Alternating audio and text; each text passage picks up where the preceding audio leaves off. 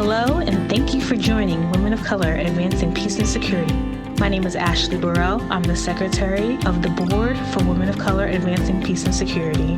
We will be producing monthly podcasts featuring women of color in the peace and security field, so please visit WCAPS.org regularly for more details. Today, we have Mohammed Fraser-Rahim and Rachel Gillum. Mohammed oversees policy, media, and programmatic efforts on preventing violent extremism for all of North America for Gillum. Gillum is a counter-extremist organization that works with policy, academic, practitioner actors to find solutions to preventing and countering violent extremism. His background for over a decade was in serving as a counterterrorism advisor, intelligence officer, and subject matter expert on counter-radicalization and extremist ideology issues globally. In addition, he reported directly and worked with the executive branch at the White House and National Security Council, along with advising multinational corporations and nations throughout Europe, the Middle East, and Africa. Rachel is Senior Director at the Silicon Valley office at Rice Hadley Gates, LLC, the strategic consulting firm led by former Secretary of State Condoleezza Rice, former Secretary of Defense Robert Gates, and former National Security Advisor Stephen Hadley.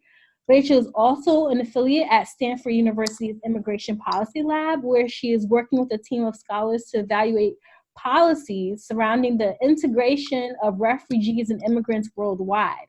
She is the author of the new book published by University of Michigan Press, Muslims in the Post-9/11 America, a survey of attitudes and beliefs and their implications for U.S. national security policy, as well as a number of other scholarly publications and book chapters. Prior to receiving her doctorate in political science from Stanford University, Rachel served as an intelligence analyst and later as a researcher at the RAND Corporation's International Policy Center working on counterterrorism. So that's great. So we'll just jump right in. So domestic terrorism is not a crime in and of itself. Mohammed and Rachel will discuss ways that domestic terrorism might be incorporated into a criminal statute. Mary McCord from the Institute for Constitutional Advocacy and Protection at Georgetown Law School proposed ideas in recent months to recognize domestic terrorism in U.S. law. My guest will discuss her proposal for how it might be incorporated and what the First Amendment consequences of this proposal might be. So, the threat that terrorism poses to people in the U.S. is greater in terms of loss of life and limb post 9/11, greater that a person will be injured by an act of domestic terrorism than by an act of international terrorism, an act motivated by domestic extremist causes rather than international Islamist extremist causes. Too much of this discussion has focused on the international terrorist threat to the detriment of people understanding the significance of the domestic extremist threat. Heather Heyer's murder in Charlottesville in 2017 and other recent events have drawn in the public discourse to the fact that domestic terrorism is not a federal crime in and of itself. More researchers and analysts have argued for an equalization or rationalization of the relationship between international terrorism under U.S. law and domestic terrorism under U.S. law. Every time there's a terrorist incident or hate crime or a major killing in the U.S., we immediately get this inane debate. Is this terrorism? Why isn't this being treated as terrorism? So, can you both explain why does this debate happen, what the parameters of it are, and to what extent and why there is this disparity that exists between domestic and international terrorism for purposes of international criminal law? Mohammed, if you could answer first, followed by Rachel. Great. Thank you so much for having me online. One of the things I think is important to highlight is that I think there's probably a learning curve, or at least I always say you have to establish key terms and references up front. So when we even talk about the terminology terrorism, this means it means so many different things to depending on where you are. If you're in the academic community, you certainly might be seeing this from a political violence reference point. If you're a practitioner, you're looking at this from a very sort of on the ground, the impact of extremism or terrorism as a whole. And then certainly those who are in government policy circles, they're engaging this from a very different angle. So one, I think it's the terminology used and the perspective. And so oftentimes I think individuals are struggling when we talk about what do we actually mean when we say terrorism. And so there's a learning curve that certainly has to take place for those of all of us who are working this problem set in sort of policy circles. And then you can imagine the impact this has for just general laymen as a whole. As it relates to transnational terrorism, I think that certainly we know that there's an overlap that can happen, but there are certainly very nuanced groups that are specific to domestic or domestic issues that have domestic terrorism implications. For example, Black nationalist organizations or individuals who align themselves to Black supremacist rhetoric. And though we know for a fact that that is not a very high number of individuals, and I want to make that very clear, that's a very, very specific threat to the U.S. context that you wouldn't see individuals faced with who are in, for example, Kenya, or if you're in the Middle East, or if you're in Central Asia. And so I think getting individuals understanding the learning curve of the actual groups, how they operate, the diversification of these groups too as well. And then in many instances, they aren't a monolith. When we say neo-Nazi groups, what do we actually mean? Should we be more specific when we in really reference white supremacist groups? So that level of nuance approaches and understanding the actual groups, how they operate, who they are, definitely will be the starting point to then discuss at all any level of sort of policy implications. And I find that being, though it might be tedious, I find that to being the most important way to start the conversation, and then using that as a point of departure.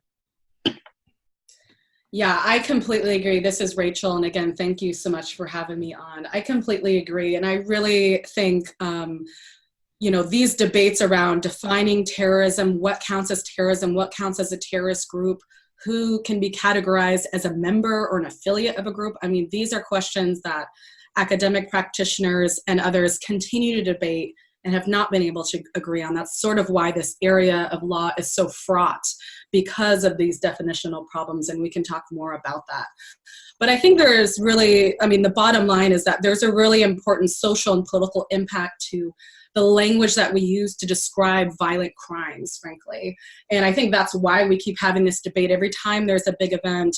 In Charlottesville, the Dylan Roof case, people getting frustrated. Why aren't we calling this terrorism? Or, why do we call it a hate crime? Sort of that conversation keeps coming up.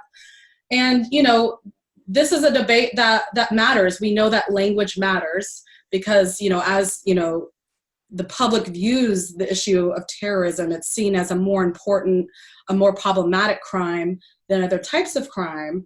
But if we're only labeling violent crime terrorism that is involving, for example, people associated with Islamist groups, then we're going to we risk overemphasizing that threat compared to identical violence that happens to be associated with some other type of ideology.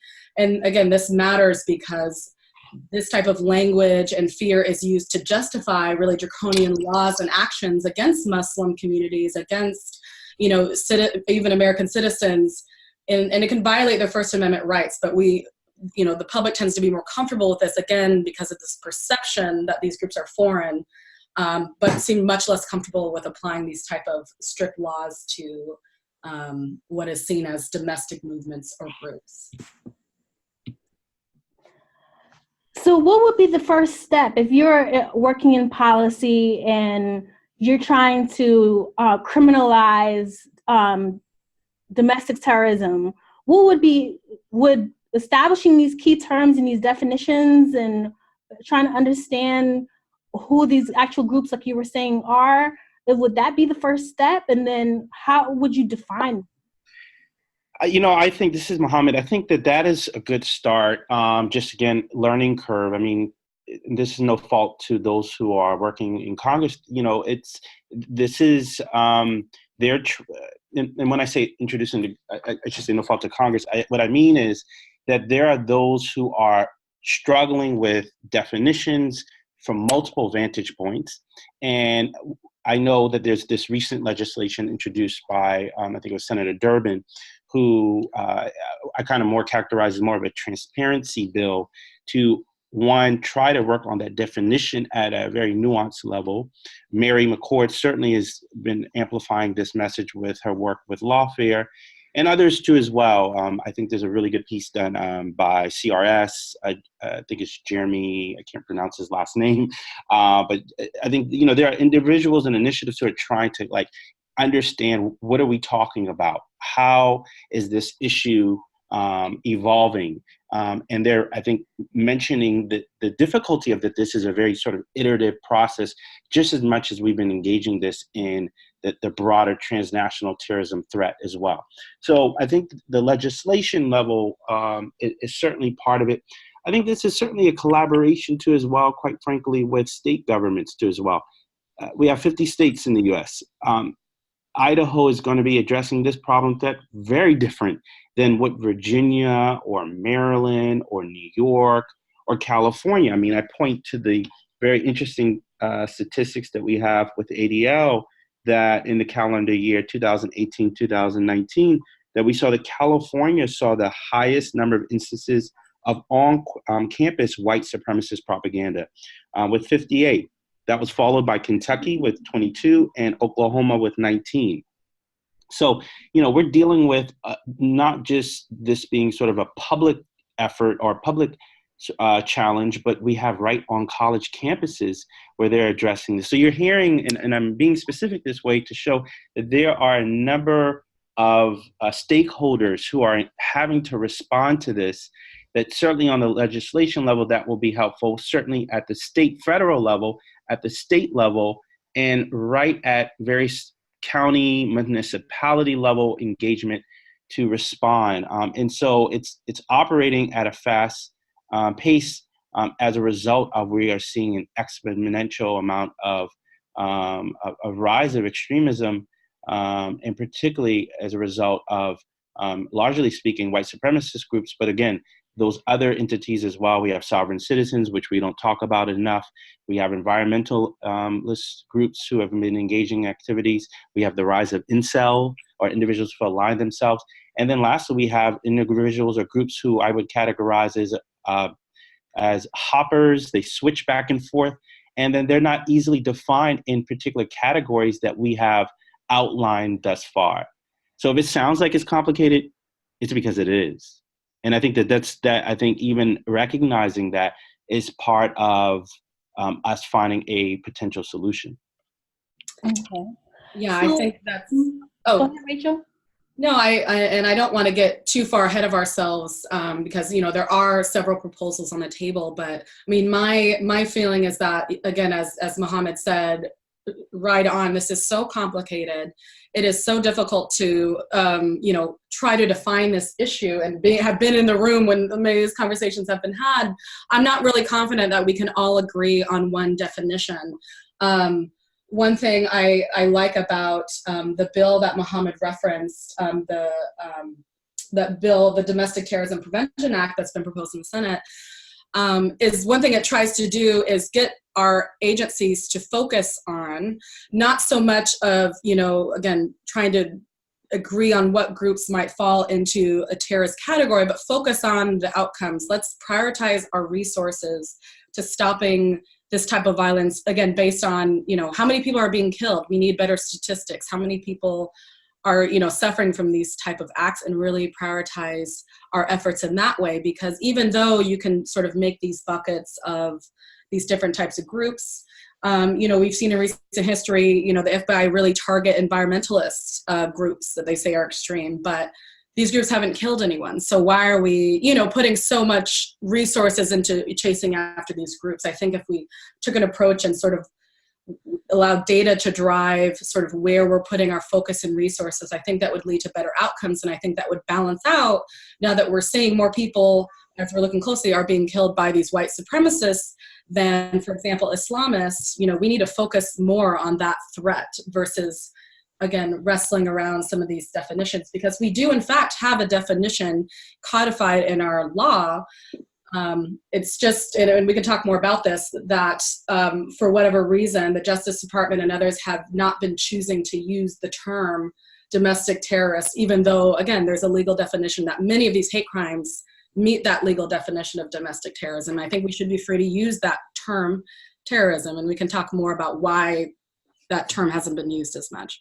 And what I wanted to do, just to amplify the point Rachel mentioned, is, and I'm sure, Rachel, you'd agree with this on as well, is, and I was pulling up, because I took some notes earlier today, I was looking at the legislation and, even making sure that information is readily available. Oftentimes, and I've been in this camp, having worked in the intelligence community, we overclassify. So trying to make sure a lot of this information is shareable, it's unclassified when available, when necessary, and finding a way to share that information. We certainly saw the breakdown pre 9/11 and the impact it had with interagency challenges and struggles. So, I hope that we can use this as a lesson learned of how we can do things right in light of what we've been addressing in the aftermath of 9/11 and the subsequent years afterwards, to also find ways that, the information is being shared in a timely and relevant way to thwart attacks, because it's not if, it's just when, certainly when we're dealing with domestic terrorist groups too as well. And we don't have to necessarily reinvent the wheel. We can certainly build on, we can learn from those past mistakes, and finding really ways in which this can be available to the general public. Because as you know, we make the statement and say, see something, say something. It sounds a bit sort of old fashioned, a bit cliche, a bit corny, if you will. But I think that support from the general public is so important in light of just the rise of these domestic terrorist groups. Okay. And so can you explain, when you're talking about domestic terrorist groups, why there is such a disparity between how it developed historically, that international terrorism offenses are defined and these groups are designated, yet domestic terrorist groups are not designated? Well, I'll say and try to give you the short version on this without putting on my historian hat. I think that, I would say that a perfect storm has sort of been created in light of just the rise of sort of populist movements. And I think in light of the experiment with not just American democracies, I think other nation states throughout the world are faced with this and seeing a rise of nationalist groups. The United States is not an exception. Europe is dealing with this, and we know that these groups have learned from transnational movements and how they've operated and how they have engaged. I used a perfect example of Dylan Roof. If you look at just the visual motif for the aesthetic, he had a mushroom cut haircut. And we've seen other groups and individuals that have been picked up, if you read multiple FBI affidavits, who have found individuals who had a similar haircut like Dylan Roof. I don't think that's a coincidence. I think that they've learned from one another. That despicable attack that happened in Charleston has been sort of a unifier. I mean, in Harsh Breivik, and certainly in Scandinavian, I think it was Norway, certainly impacted as well. And so I think that we've seen a slow rise, and we've seen these groups learn from one another what not to do in their tactics, in their techniques, in their procedures of Islamist groups, and how to not make the same mistakes. And I think, whether they're white supremacist groups, certainly that are on the rise in the United States, they have adapted that same sort of method of how they can be effective and how they can also blend in to garner new recruits. I mean, in the business for extremism or individual extremist groups, their whole interest is to get new individuals and supportive around their cause. And so I think you add that, we see the transnational nature of these domestic terrorist groups who are learning across the pond. We certainly saw it in Christchurch. We've seen it, as I mentioned, in other places in Europe. I think it's only going to be on the rise. And I don't think this is out of isolation. I think this is just the rise of this sentiment. And unless we stay vigilant, unless we respond quickly now, we will see this really become a top national security issue for us. And that's not even addressing the other national security priorities that we have to deal with. But I see this as certainly one that we have to get a hold of for the foreseeable future. Okay. Yeah, and I'll just jump in there just to, answer, like, legally speaking, why do we have or I'll say as a fact, we have a list that the State Department designates of international terrorist organizations. We do not have a similar list of domestic organizations.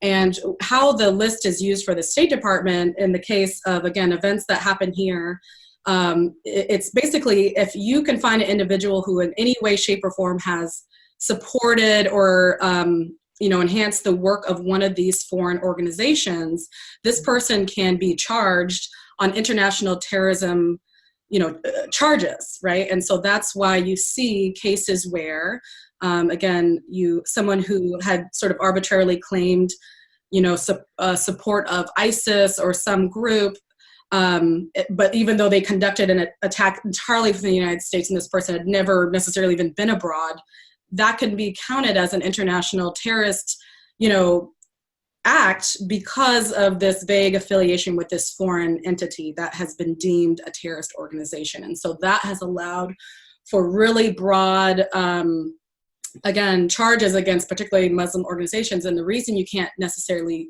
or we haven't seen it done with domestic groups is because they're arguably, some would say, there's not the same international element. There's not the same element crossing international lines. But to Mohammed's point, actually, I think there's a lot of room to argue that a lot of these Nazi movements, neo-Nazi movement, white supremacist movements do in fact have an international element.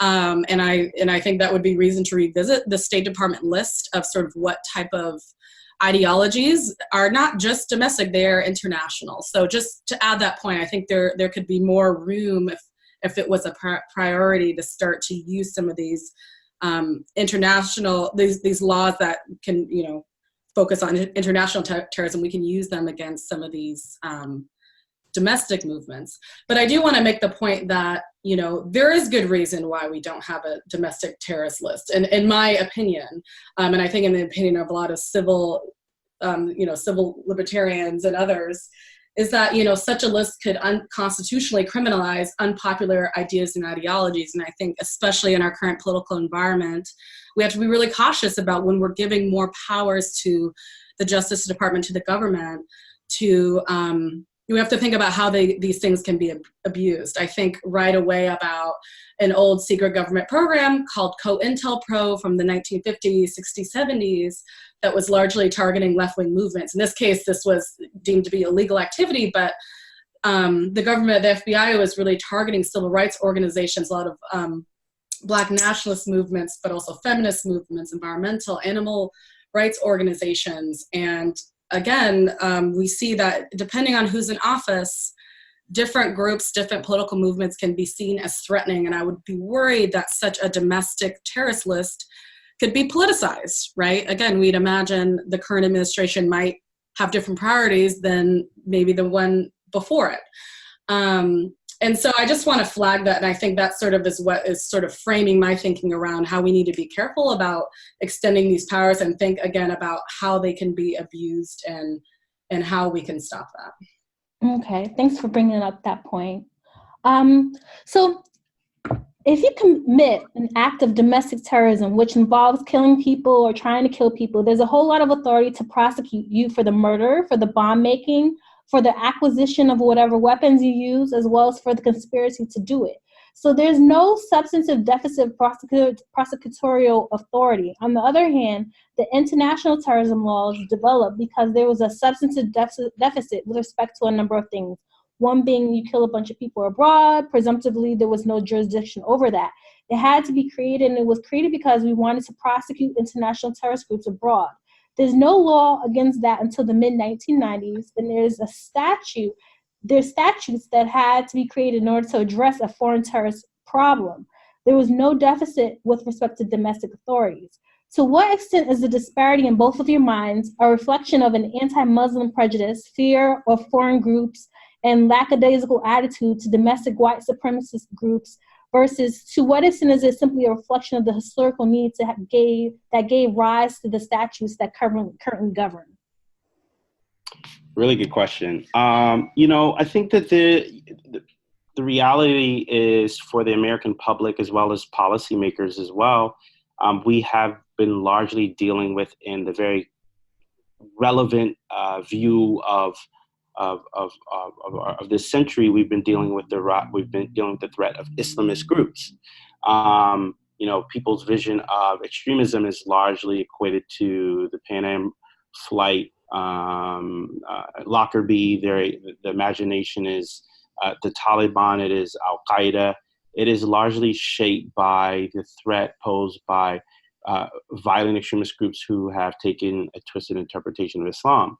So I think that, for individuals who are responding to this, that is very much part of the imagination or the view of how we have been confronted with responding, in whether it is a legal fashion response or it is responding just at a policy level.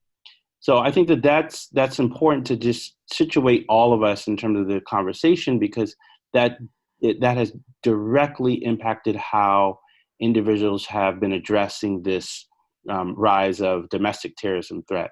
There's certainly some political dynamics to this as well. I'll save that for today and try to keep it very nonpartisan. But I think that but that has impacted, and I think both of those sides have played.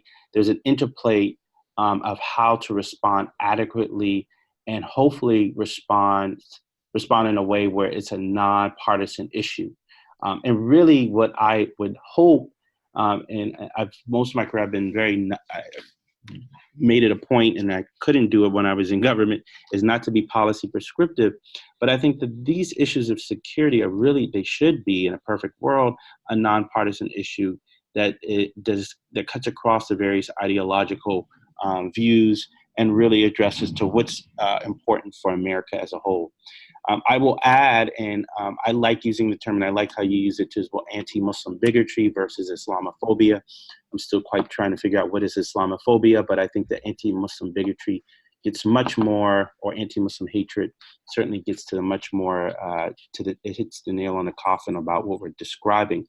I think Muslim communities have certainly been impacted and affected by this as well, in light of the partisan nature of where this has driven things. Certainly that doesn't take away that Muslim communities have to and should be and continue to be vigilant on this threat that we certainly have seen, where radicalization is not in an isolation, and Muslim communities are certainly have been affected and seen individuals who've taken this twisted, narrow interpretation of Islam. So I think communities have to be held accountable, and they should and do work. But that is no different than addressing issues of urban violence within African-American communities elsewhere. So I don't think that that's a surprise. What I would lastly just say is that we have to see this as not being a one-all or one-size-fits-all approach, but we have to recognize the multiple threats that we're facing, and that we do all of our efforts to make sure that we address them in a very timely, very nuanced fashion, to make sure that all citizens of America are protected, that we work in partnership with community groups too as well. I mean, Rachel certainly could speak on this quite eloquently in light of her book, who I'm going through now and actually enjoying it as well.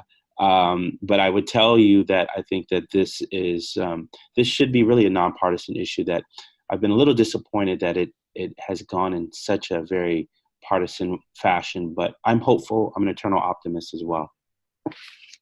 No, I couldn't agree more. And very briefly, thank you, Mohammed, for looking at my book. And I'll say, in the process of writing my book, I did speak to a number of law enforcement officials about, this question about how these things are prosecuted, what are the processes, and there is a part, just a practicality of it, and some have told me that in many cases it's actually easier to prosecute domestic terrorism under other federal laws, gun laws, different conspiracy statutes regarding different activities. And these are strategies that have been used for decades to counter, different mafia movements and families and different types of crimes, and basically a strategy to sort of get these people on lower level crimes because those are easier to prove definitively, right? Again, tax evasion is the Al Capone famous, he was never prosecuted under a lot of his bigger, more deadly crimes, but they got him on tax evasion, and that's how they can get him off the streets. That's how they'll do it. And that's what I've been told a lot of these strategies are, to get these guys off the streets or to stop them from doing something by getting them on a lesser charge, to just get them off. Because per our conversation about these definitional difficulties, it's hard to prove, someone's intention or motivation, whether it's hate crime or terrorism.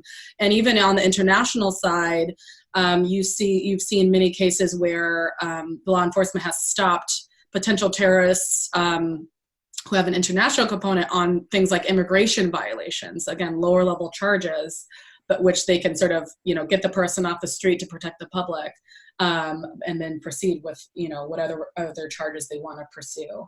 So I just want to add that, but I completely agree with, what Mohammed said. This shouldn't be a partisan issue. This shouldn't be differ from administration to administration. And we should think about what are the smartest laws given our country's values and priorities here. Okay, great. Thank you. So we mentioned her name earlier. Mary McCord is a professor of practice at Georgetown Law School, a senior litigator at the Institute for Constitutional Advocacy and Protection at Georgetown Law School, and the former acting assistant attorney general for national security at the U.S. Department of Justice. She has a proposal for a domestic terrorism statute modeled on an existing terrorism statute, the statute that prohibits acts that transcend national boundaries. That statute is based on designating certain violent crimes, murder, mayhem, assault with a dangerous weapon, aggravated assault, kidnapping, when any one of those enumerated crimes are committed, with what she suggests as the second half of the statute would be when any of these specifically enumerated crimes are committed with one of the intents that is already included in the federal definition of domestic terrorism, then that would itself be the crime of domestic terrorism. The intents are to intimidate or coerce the civilian population, influence government action by intimidation or coercion, or the intent to affect the conduct of government by mass destruction, assassination, or kidnapping. So what is your critique of Mary's proposed statute? I'll jump in really quick. I mean, I've mentioned sort of a lot of the issues that I've thought about. I mean, I think Mary's an incredibly smart person, incredibly thoughtful, and has written a lot on this, and I think it's an important conversation to have. And what she's arguing really is that there needs to be a moral equivalency between domestic terrorism, which typically, again, this right-wing and white supremacist violence we've been talking about typically falls into this bucket.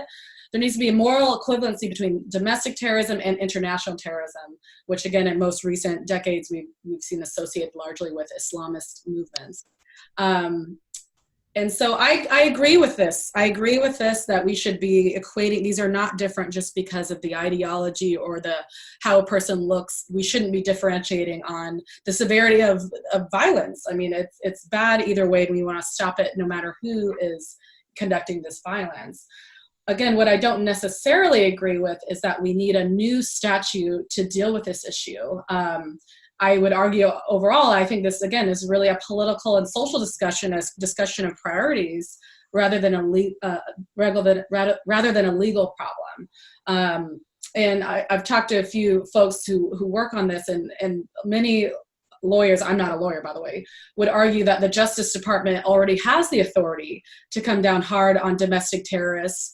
And by the way, can call it domestic terrorism, because though there's not, again, a crime associated with domestic terrorism, we do have a legal definition of domestic terrorism. So while we can, again, use all these other federal crimes, we have laws against, conspiracy to commit murder or do all these different things, we can charge people on those charges, and we can also call it domestic terrorism because, again, there's a definition, and we can say when an actor or a person falls into that category. And again, for whatever reason, we can talk more about this, domestic terrorism, it just hasn't been prioritized in that way, and it hasn't been talked about in that way. And again, my main concern with, again, adding extra authority, and again, especially expanding authority around domestic terrorism, risks some abuse of these powers. Thinking about political opponents or movements that certain administrations don't like. So I think we just really have to take a step back. And as you said, Ashley, basically what she's proposing is just adding an identical criminal statute as currently exists, section 2332B, and basically removing the term, involving conduct transcending national boundaries. And again, I see what she's trying to do here, but I just worry that this could now open a whole, Pandora's box of behavior that can suddenly be counted as terrorism when it maybe should be not counted in that way. And again, the consequence being, the very severe punishments on the other end. What she also does, though, is add, usage of firearms and other dangerous weapons to the statute, which I think is useful. It's kind of surprising that firearms doesn't, fall into one of these categories of, weapons used. But I also support, she adds pieces of what has already been proposed in the Domestic Terrorism Prevention Act that we discussed earlier, about this, idea that we need to collect better data. We need to understand this problem. There's no way we can address this problem until we understand it. I agree with that spirit to want to collect more data. I think many would argue that the Justice Department already has the authority to do this, but just hasn't pushed for it. It has allowed, different law enforcement agencies to voluntarily provide this type of data, and unsurprisingly, there's a lot of holes in it. So anyway, I would say, again, I agree with the spirit of her proposal, but I approach it with a lot of caution, this idea of expanding the authority to prosecute domestic terrorism in this way, just because I think we already have the tools, and I worry about abuse of this. I would ditto everything Rachel just mentioned. So we're in total agreement. The only thing I would just add is that I am a huge believer that we should avoid at all costs to be duplicative. And so DOJ certainly is a vehicle of lots of information that we already have that I think we can work within the confines of existing information and just actually find mechanisms that, or means, I should say, that can be enforced. And so that's the only point that I would add on this. And again, having been in these spaces and worked on these issues for a very long time, I think that we have lots of information. The U.S. government is quite robust, most powerful nation in the world. We have legal structures that are in place. Certainly, we have to revisit them, but I think we just have to work within within making sure that the bureaucracy that we have already existing information that it's dispersed out in a manner where it's much more pragmatic, and that it's much more clear and much more concise in terms of how we and how we're dealing with this emerging threat. We don't have to reinvent the wheel. I think that that's something that I've evolved on my thinking on this issue, just broader, whether it's domestic terrorism or transnational extremism. There's so much efforts that we're already doing. We just have to work